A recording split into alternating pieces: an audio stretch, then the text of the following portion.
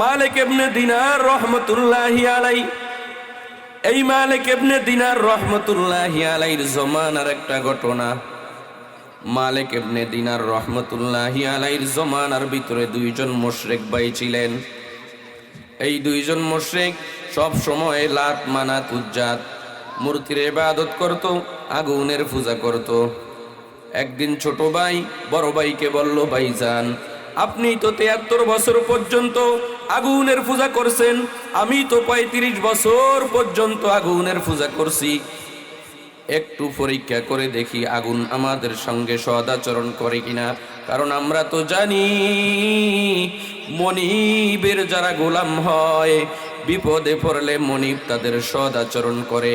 আমরা তো মূর্তিকে আমরা খোদা মানি, মনিব মানি, আগুনের পূজা আমরা করি। ছোট ভাই কথা শুনে বড় ভাই রাজি হয়ে গেলেন। লম্বা ঘটনা, দুজন হাঁটি হাঁটি পা পা করে আগুনের কাছে চলে গেলেন। আগুনের কাছে যাওয়ার পর ছোট ভাই বড় ভাইকে ডাক দিয়া বললেন, ভাইজান আপনি আগুনের ভিতরে আগে হাত রাখবেন না, আমি আগে আগুনের ভিতরে হাত রাখবো। বড় ভাই বললেন, তুমি আগে আগুনের ভিতরে হাত দাও। ছোট ভাই আগুনের ভিতরে যখন হাতটা ঢুকাইয়া দিলেন, আগুন ছোট ভাইয়ের হাতকে প্রজ্বলিত করে ফালাইল। বড় ভাইকে এবার বললেন, আপনিও দেন। বড় ভাই আগুনের ভিতরে হাত দেওয়ার পর বড় ভাইয়ের আগুনেও হাত জ্বালাইয়া পুড়াইয়া সরকার করে দিল। এবার আগের শর্ত অনুযায়ী ছোট ভাই যে বলেছিলেন আগুনের আপনি 73 বছর পর্যন্ত, আমি 35 বছর পর্যন্ত আগুনের পূজা করেছি, যদি এই আগুন আমাদের সঙ্গে সদাচরণ না করে আমরা অন্য পথ অবলম্বন করব। কারণ তখন বোঝা গেল এত বছরের ইবাদতের কোনো বিনিময় আগুন দিতে পারলো না। এবার ছোট ভাই বড় ভাইকে বললেন, ভাইজান এবার আসুন আমরা আগুনের পূজা ছেড়ে দেই। কারণ আপনি 73 বছর পর্যন্ত যেই আগুনের পূজা করছেন, আমি 35 বছর পর্যন্ত আগুনের পূজা করেছি, একটা সেকেন্ড আগুন আমাদের সঙ্গে সদাচরণ করে নাই। অতএব আমাদের বিপদের সময় যার পূজা করি সদাচরণ করে নাই, উদ্ধার করতে পারে নাই, আরো 8টা জ্বালাইয়া দিল। আমরা এমন আগুনের ইবাদত করতে পারি না। এই কথা বলার পর বড় ভাইকে বললেন, আসেন ফ্যামিলি সহ আমরা আগুনের পূজা ছেড়ে দেই, লাত মানাত উজ্জাতের পূজা ছেড়ে দেই।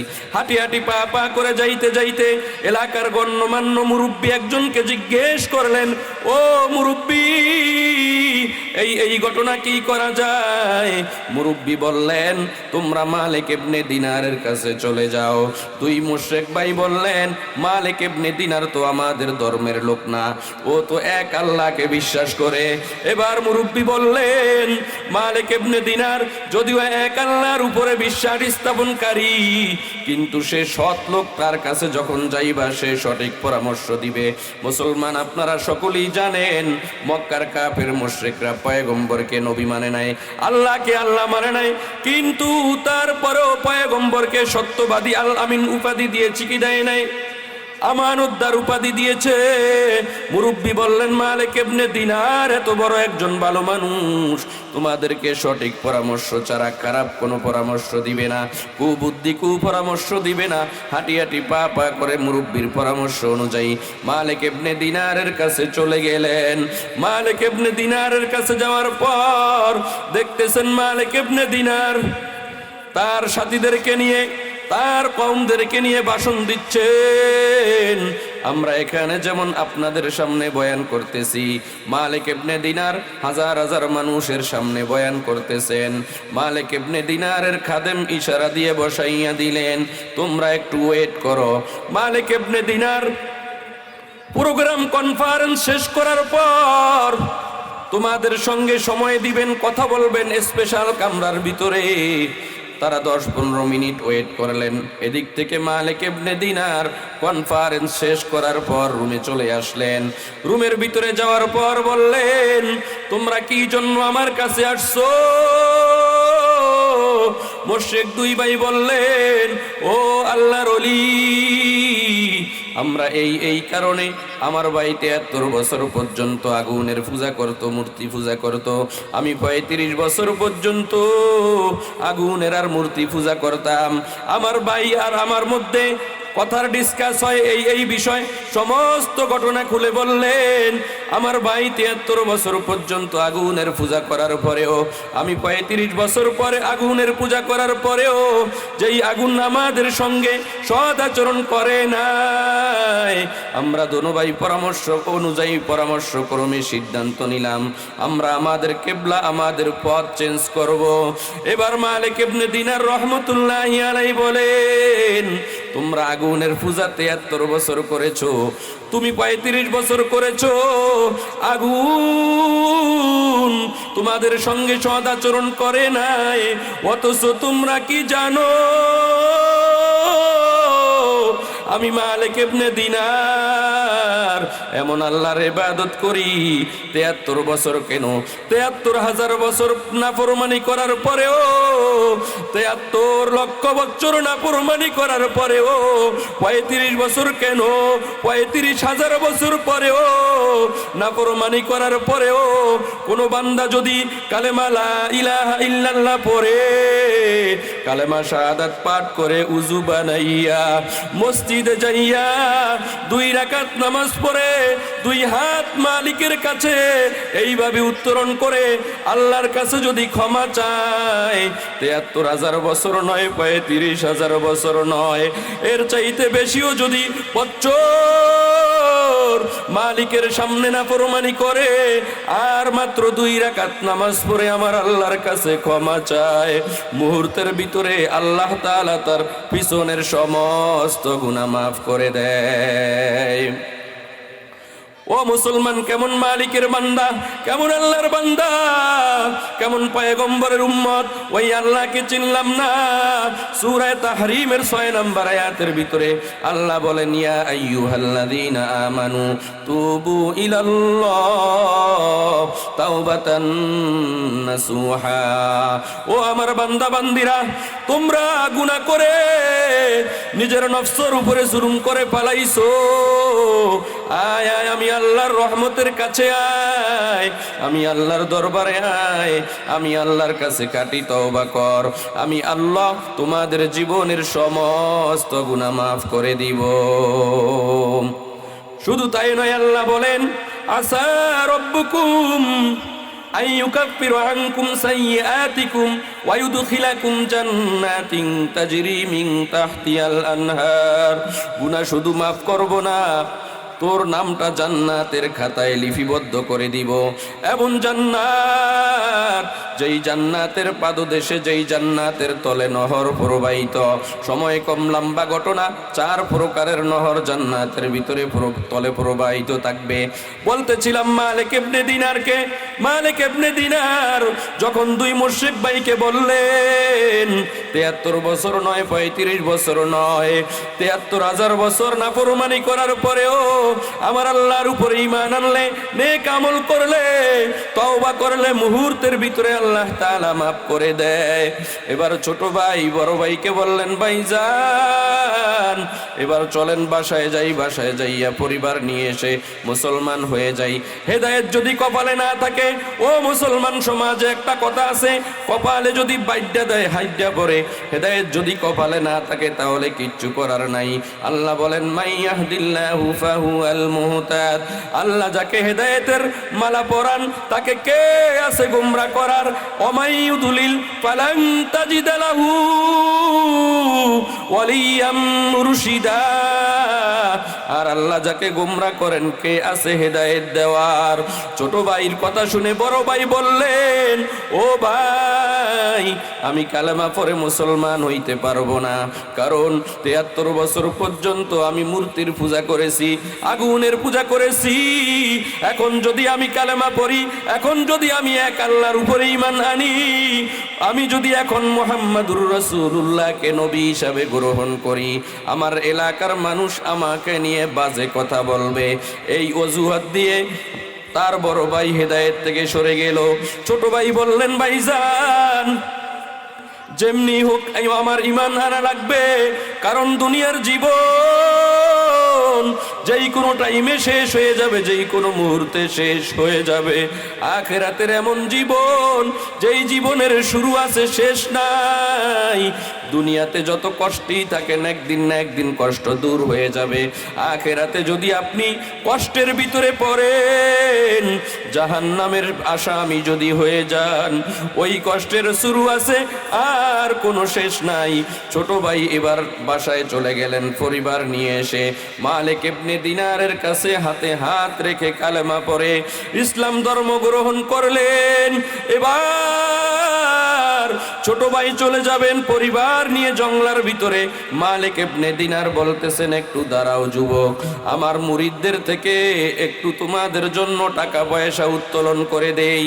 এবার ওই কালেমাওয়ালা মুসলমান সবে মাত্র কালেমা পড়ছে। ও মুসলমান, আমরা মুসলমান বাপদাদা সূত্রে, এই জন্য কালেমার দাম আমাদের ভিতরে নাই। যারা অন্য ধর্ম থেকে ইসলাম গ্রহণ করছে, মাইর খাইছে, অত্যাচার সহ্য করছে, তাদের কাছে ঈমানের দাম আছে। এবার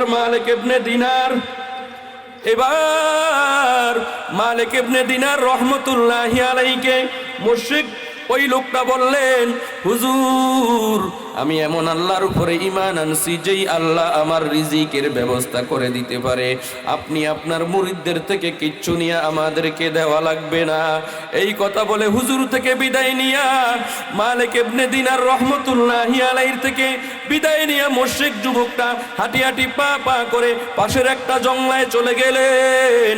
জঙ্গলায় যাওয়ার পর একটা জুফরি বানাইয়া রাতের বেলায় থাকা আরম্ভ করে দিলেন। দুপুরেও খায় নাই, রাত্রেও খায় নাই। সকালবেলা স্ত্রী ডাক দিয়ে বলে, স্বামী আমার কালেমা গ্রহণ করেছি, দুপুরেও খাইতে পারি নাই, দুপুরেও খাইতে পারি নাই, রাত্রেও খাইতে পারি নাই। আমরা তো বয়স্ক মানুষ, আমরা ক্ষুধা সহ্য করতে পারি, কিন্তু দুইটা বাচ্চা তো চেহারা, এই দুইটা বাচ্চার চেহারার দিকে তাকাইলে আমি মা সহ্য করতে পারি না। আপনি যান, সকাল হইছে, কাজ কাম পান কিনা একটু দেখেন। হাঁটি হাঁটি পা পা করে আল্লাহর বান্দা রওনা করলেন বাজারের ভিতরে যাইয়া 9টা 10টা পর্যন্ত কাজের সন্ধান করলেন। কোথাও কোনো কাজের সন্ধান পাইলেন না। আল্লাহর বান্দা কাজ না পাইয়া পাশের একটা মসজিদে যাইয়া পয়গম্বরের উপরে দুরূদ পড়লেন, ওযু করলেন, 2 রাকাত নামাজ পড়লেন। ও মুসলমান, দোয়া দুরূদ ইস্তেগফার করার পর সারাটা দিন আল্লাহর সাথে প্রেমে কাটাইয়া দিলেন। মাগরিবের নামাজের ওক্ত যখন হয়ে গেল, বাসায় ফিরে আসলেন। স্ত্রী বললেন, স্বামী আমার কই আপনার বাজার, কই আপনি কাজ কি করেন নাই? এবার স্ত্রীকে কি বুঝ দিবে?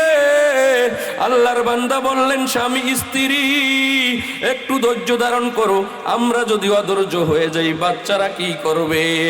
স্ত্রীকে বললেন, আমি যেই মনিবের ইবাদত করেছি, কাজ করেছি, স্ত্রীকেও জানায় নাই, কাজ পায় নাই। যে স্ত্রীকে বললেন, আমি যেই মনিবের কাজ করেছি, ওই মনিব আজকে মজুরি দেয় নাই, ওই মনিব আজকে স্যালারি দেয় নাই, সম্ভবত আগামীকালকে স্যালারি দিবে।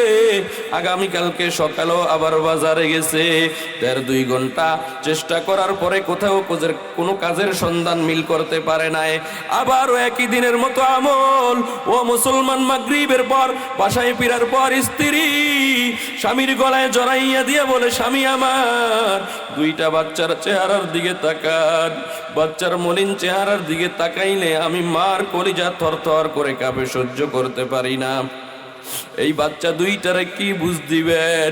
মার গলার আওয়াজ শোনার পর বাচ্চা দুটোটা ঘুমের ভিতরে লাফ দিয়ে উঠছে, আব্বু তুমি আজকে 2 দিন বাজারে যাও, আমাদের জন্য কিচ্ছু আনো না।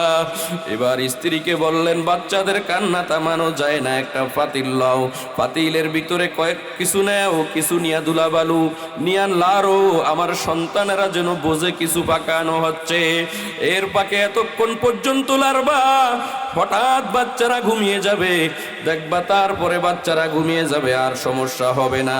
ও মুসলমান, স্ত্রী তাই করলেন। স্ত্রী দেখেন স্বামীর একটা কটু কথাও বলেন নাই, এটাই তো নেককার স্ত্রীদের ধৈর্য। ও মুসলমান, লম্বা ঘটনা শর্ট করে আমি বলতেছি, এবার স্ত্রী আর স্বামী স্ত্রী রাত্রের বেলায় পরামর্শ করলেন কি করা যায়। এবার স্বামী বললেন, স্ত্রী 2 দিন ধৈর্য ধারণ করছো, আরেকদিন করো, কারণ আগামীকালকে জুমা, আমার মনিব বলছে আগামীকালকে মজুরি দিয়ে দিবে। ওমাই ইয়াতাওয়াক্কাল আলাল্লাহ ফাহুয়া হাসবু, যেই ব্যক্তি আল্লাহর উপরে তাওয়াক্কুল করে, গ্রামীণ ব্যাংকের উপরে তাওয়াক্কুল করে না, আশার উপর ভরসা করে না, তার রিজিকের ব্যবস্থা কে করে দেয়? চিল্লায়া বলেন।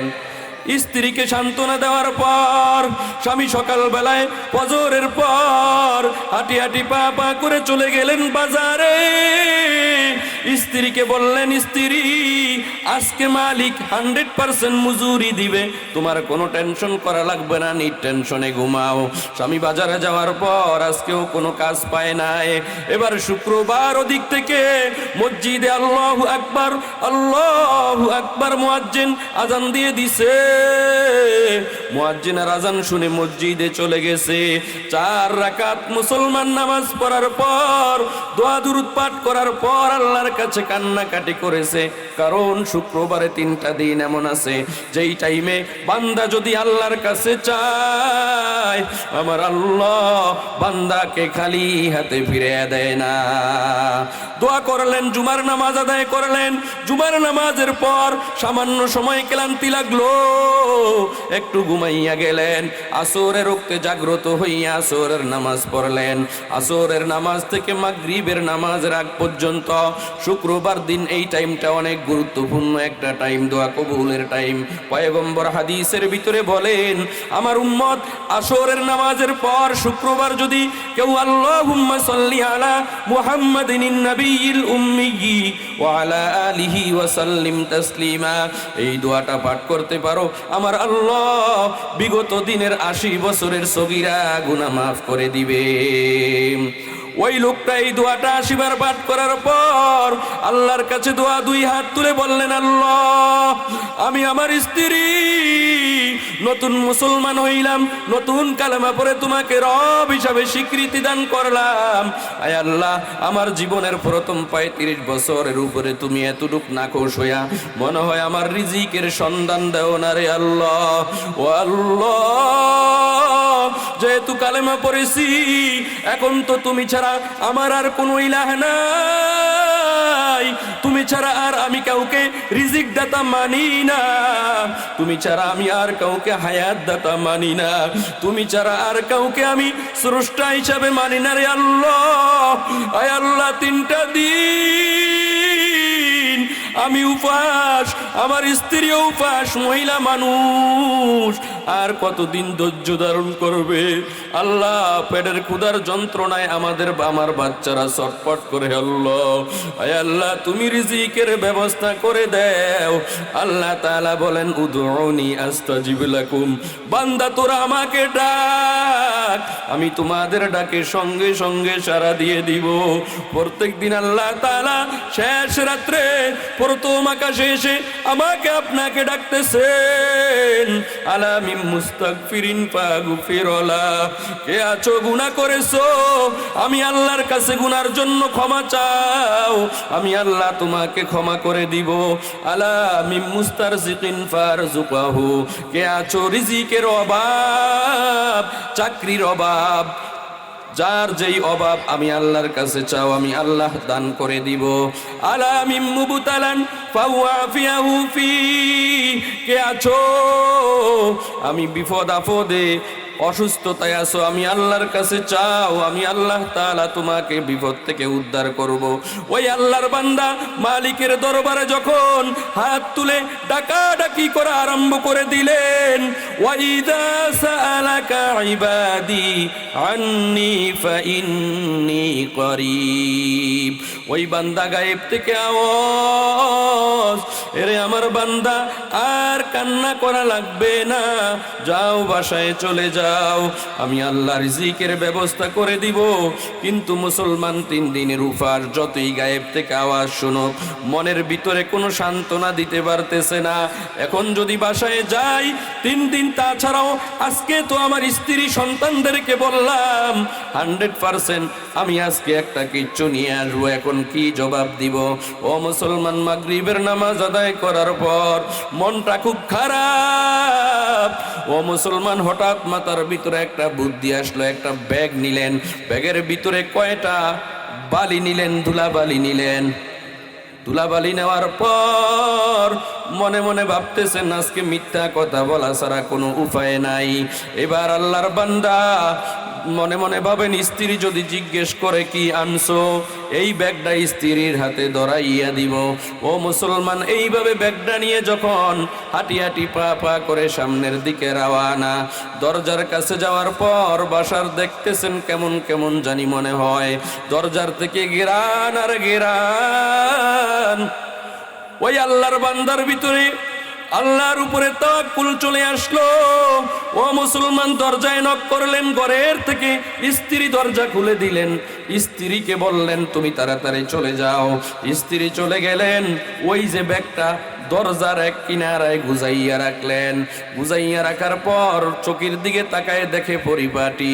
যাওয়ার সময় তো এরকম গোছানো সাজানো ছিল না, পরিপাটি ছিল না। এবার স্ত্রীর কাছে রান্নাঘরে চলে গেল, যাইয়া দেখেন গেরান আর গেরান। ও মুসলমান, গেরান দেখার পর স্ত্রীকে ডাক দিলেন। ডাক দেওয়ার পর স্ত্রী বললেন তুমি রান্নাঘরে আসো, আমি এখন রান্না করতেছি। স্ত্রীর কাছে যাওয়ার পর স্ত্রী কোশ্চেন করলেন, স্বামী আমার ওই আপনি বলছেন না বাজার আনবেন, বাজার কই? এবার স্বামী চোখের পানি ছেড়ে দিয়ে বললেন, স্ত্রী আমি বাজার আনছি, কিন্তু তোমার কাছে একটা আমার কোশ্চেন, ওই প্রশ্নের উত্তর দাও, তারপরে আমি তোমাকে বাজারের ব্যাগ তোমার হাতে তুলে দিব। এবার স্ত্রী বলতেছেন স্বামী কে কোশ্চেন?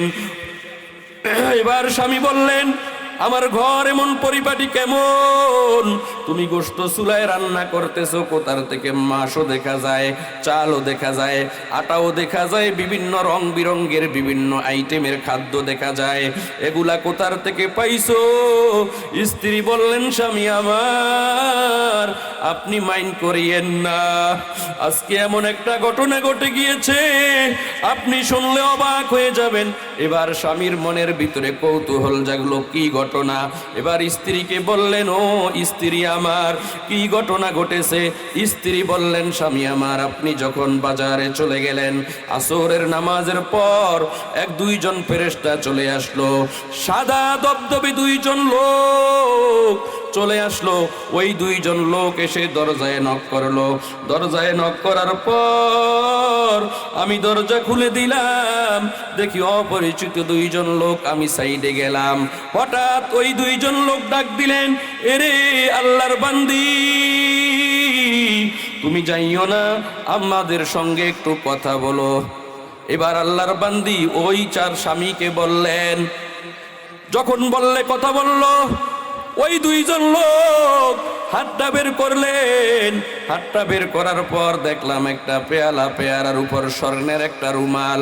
আমার হাতে পেয়ালাটা দিয়া বললেন স্বর্ণের রুমালটা সরাইয়া পেয়ালার ভিতরে যা কিছু আছে তুমি ঘরের ভিতরে রেখে দিবা, কাউকে বলবা না।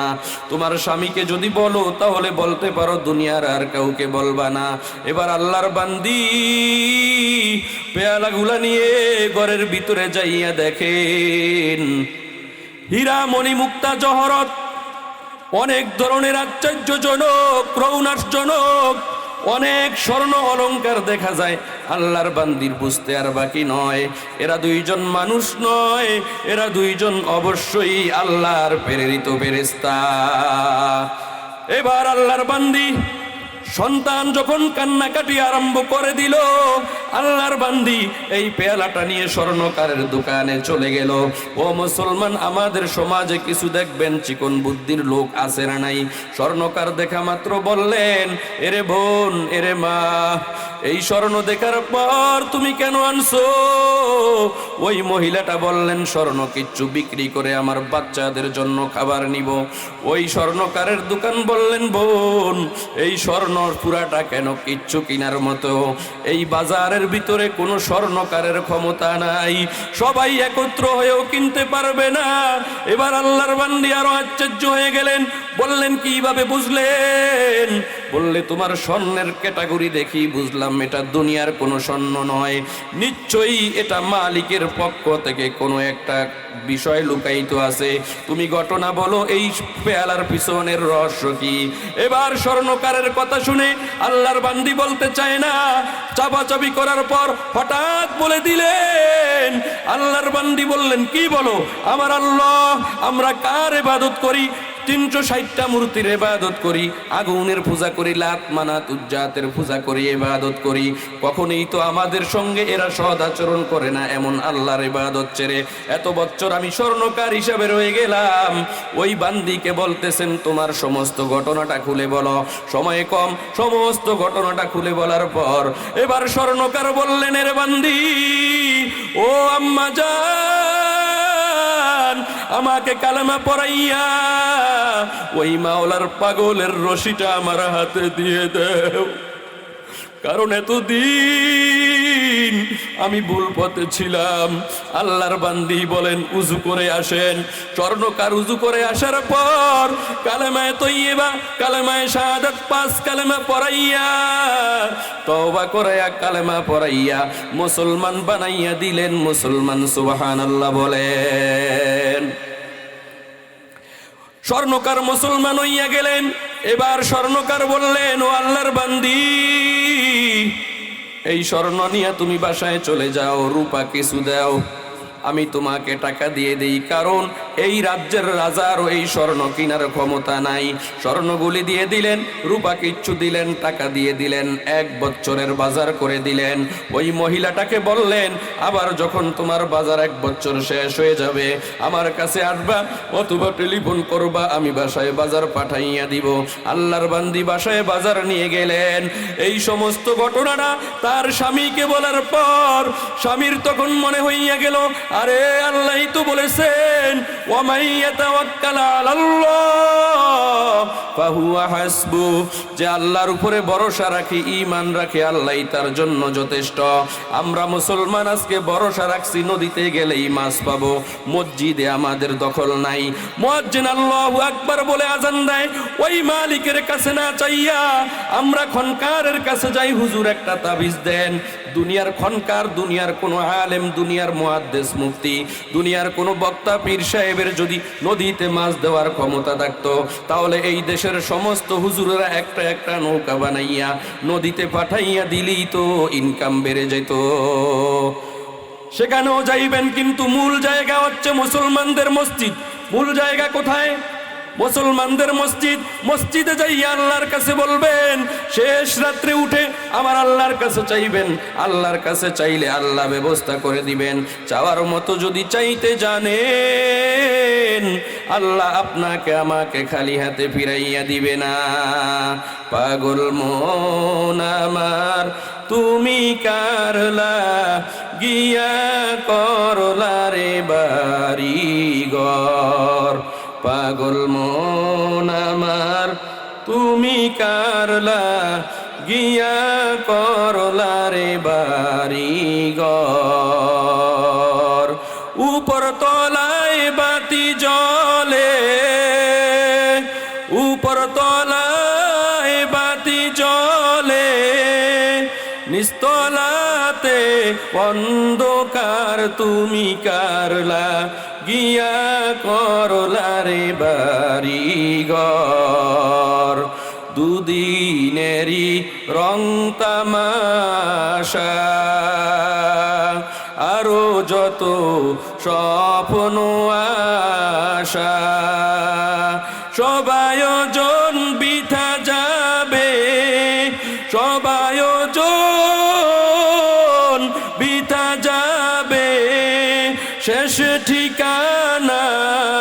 মাটির ঘর তুমি কারলা গিয়া করলা রে বাড়ি ঘর পাগল মন আমার তুমি কারলা গিয়া করলা রে সুখের ঘর বাড়ি গাড়ি। তাহলে বোঝা গেল সময় একেবারেই শর্ট, 7টা পর্যন্ত সময়, আর 47 বেজে গেছে। ইন টোটাল যেটা বুঝাইতে চাইছি, আমাদের ঈমান এবং নেক আমল করা লাগবে কি লাগবে না। দুনিয়াতে আমরা শান্তিতে থাকার জন্য যেরকম বাড়িঘর করি না, আখিরাতেও শান্তিতে থাকার জন্য দুনিয়াতে বাড়িঘর করার জন্য যেমন টাকা লাগে, টাকা ছাড়া বাড়িঘর করা যায়? টাকা যদি থাকে আপনি মেস্তুরি নিতে পারবেন, আপনার বিরিক ফিলের থেকে ইট আনতে পারবেন, রাজমিস্ত্রির সঙ্গে আলাপ করে আপনি একটা বিল্ডিং তৈরি করতে পারবেন। টাকা যদি না থাকে আপনার বিল্ডিং কেন আপনি টিনের ঘরই করতে পারবেন না। তো জান্নাতের ভিতরে আখিরাতের ভিতরে যদি আমরা সুখে শান্তিতে থাকতে হয়, আমাদের টাকার প্রয়োজন আছে, পয়সার প্রয়োজন আছে। আখিরাতের টাকার নাম হলো ঈমান, আখিরাতের টাকার নাম হলো নেক আমল, আখিরাতের টাকার নাম হলো ধৈর্য, আখিরাতের টাকার নাম হলো সততা। আজকে মুসলমান আমরা এমন বেহায়া হয়ে গেছি, কোন আদর্শের জন্য, কোন আদর্শ বাস্তবায়ন করার জন্য আমরা সততা বিলীন করে দেই, টাকা ব্যফতে ব্যয় করে দেই। যেহেতু মাদ্রাসার মাহফিল, আমি সামান্য সময় মাদ্রাসা সম্পর্কে কিচ্ছু বলতে চাই। যেহেতু আল্লাহর পয়গম্বর বলেন আমরা সবাই দায়িত্বশীল। সূরা তাহরিমের 6 নম্বর আয়াতের ভিতরে আল্লাহ বলেন, তোমরা যারা ইমানদার বান্দা আর বান্দি, তোমরা আগে নিজে নেক আমল করে জাহান্নামের আগুন থেকে বাঁচো। তোমার আহাল পরিবার বাল বাচ্চা যারা আছে এদেরকে, এলাকাবাসীকে জাহান্নাম থেকে বাঁচানোর জন্য চেষ্টা করো। তাহলে নিজে জাহান্নামের আগুন থেকে বাঁচতে হবে। নে ইবাদতের মাধ্যমে আহাল পরিবার বাল বাচ্চা যাদেরকে জাহান্নামের আগুন থেকে বাঁচানোর জন্য চেষ্টা করা ফরজ। একজন বাবা মার থেকে সন্তান 12টা হক পায়। এই 12টা বলতে গেলে অনেক সময় লাগবে। আমি শুধুমাত্র হযরতে ওমর রাদিয়াল্লাহু তাআলা আনহুর একটা হাদিস আপনাদেরকে শুনাইয়া বিদায় নিব। ওমর রাদিয়াল্লাহু তাআলা আনহুর দরবারে একজন বৃদ্ধ লোক এসে বললেন, ও আল্লাহর পয়গম্বরের সাহাবী, আমার সন্তান আমার কথা মানে না, আমার সন্তান আমার হক দেয় না। এই বিচার শুনে হযরতে ওমর রাদিয়াল্লাহু তাআলা আনহু বললেন, তোমার কথা শুনেই একতরফা কিচ্ছু বলা যাবে না, বিচার করা যাবে না। তোমার সন্তান আসার পর সন্তানকে বললেন, তুমি নাকি তোমার বাবার কথা শোনো না, হক আদায় করো না, পুরা করো না। সন্তান বললেন, পয়গম্বরের সাহাবী ওমর, আমার বাবার অভিযোগ সত্য আছে, কিন্তু আমার একটা প্রশ্ন, আমার উপরে যেমন বাবা মার হক আছে, বাবা মার উপরও আমি সন্তানের হক আছে কিনা? ওমর রাদিয়াল্লাহু তাআলা আনহু বললেন, অবশ্যই আছে। বলে কি কি হক? 1 নাম্বার, যখন তুমি দুনিয়াতে আসছো তখন তোমার বাবা মার উচিত, তোমার হক তুমি বাবা মার থেকে পাও না, ডান কানে আজান বাম কানে ইকামত দেওয়া। 2 নাম্বার, তোমার যখন 7 বছর 10 বছর বয়স হয়ে গিয়েছে, তোমার বাবা মার উপরে হক, তোমাকে বাবা মা দ্বীনের তালিম দেওয়া প্রয়োজন অনুযায়ী।